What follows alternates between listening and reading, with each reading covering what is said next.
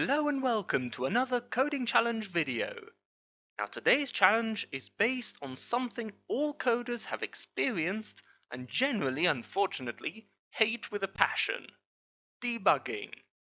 As most of you know, after you've written a piece of code which in theory should work, somehow it doesn't.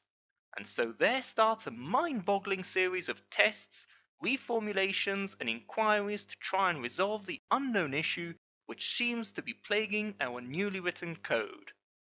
So here is your challenge today. Daniel has written the function you see here.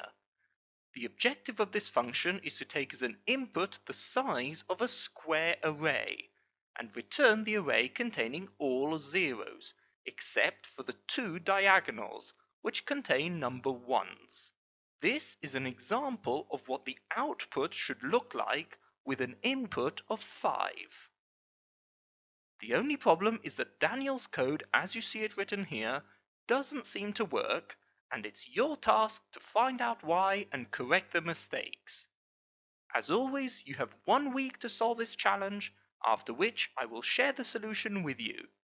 Until then, if you've been enjoying these videos so far, then please consider supporting the channel by subscribing.